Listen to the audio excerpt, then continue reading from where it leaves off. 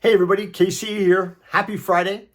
So, it really surprises me as I read, so many newspapers, so many magazine articles, many online postings, the degree to which the whole question of working from home remains incredibly controversial and polarizing to a great degree. I was reading a piece in Resume Builder. Trust me, I wasn't doing my resume. They said that Elon Musk has called working from home, quote, morally wrong, unquote, and, quote, unproductive, while others say it doesn't work for those who want to hustle or is evidence that America has gone soft. Martha Stewart recently quoted as saying, you can't possibly get everything done working 3 days a week in the office and 2 days a week remotely. Look at the success of France with their stupid, off for August, blah, blah, blah. That's not a very thriving country. Should America go down the drain because people don't want to go back to work? Scott Galloway likes to talk about the idea that, listen, there are going to be people who want to work from home and people who are willing to go into the office. And it's the people who will go into the office are the ones who are going to be able to network, connect with other people, and eventually are going to lead organizations because they're going to get the promotions. Now, I've worked from home for a long, long time. Now, mostly I've worked from home because I work for myself, right? And that's a different kind of story. But, I remember my first experience working from home. It was 1987. And our oldest was born in 1986. He was about a year old. And suddenly we lost our nanny. It was like on a Friday. The nanny said to us, I think it was in November. The nanny said to us, listen, I'm done. I can't do this anymore. We were dropping him off in the mornings. I can't do it anymore. You guys are on your own. Oh my God, what are we going to do? My wife was a banker at the time, so she couldn't work from home. I was a writer. I was a writer with the old Supermarket Business magazine. And go figure, Ken Parch, who was a fellow who I think people who remember Ken Parch, and there aren't a lot of us left, would say that he was probably not the most touchy-feely,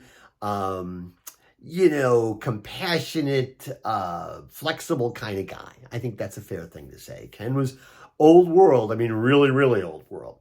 But Ken basically said, hey, listen, you need to work from home, do it as long as you need to until you can work out the nanny situation. Just do it. Well, you have to, don't worry about it. And the thing was, I did. And I think I worked from home for about 2 months. Didn't miss a step, didn't miss any deadlines. I'm going to put it bluntly. I busted my ass because I knew how lucky I was. Now, it's a complicated issue. And I do think that companies need to understand that assumptions about work-life integration, and I hate the phrase work-life balance, but integration, they've changed. And employers do need to be more flexible. But at the same time, I think employees need to step up, right? They need to understand that, they're getting a privilege here and they need to step up and they need to get the work done, get it done on time, get more work done on time, be more productive. Quite frankly, they have to bust their asses. That's part of the deal. Now, if I were hiring, I think I'd kind of factor this into my thinking. I wouldn't be focusing so much on the work from home, work from the office issue. I want people who want to bust their asses. It'd be that simple. And I do think at some level, while I think business leaders like to say, oh, this is generational and people don't want to work, yada, yada, yada. I think in a lot of ways, business leaders have only themselves to blame because business leaders have fostered environments in which a lot of employees, they feel like they're costs. They don't feel like they're assets. And frankly, if you feel like a cost, if you're just a line on the ledger that can be crossed out on a moment's notice at the whim of whoever happens to be doing the crossing, well, you know something?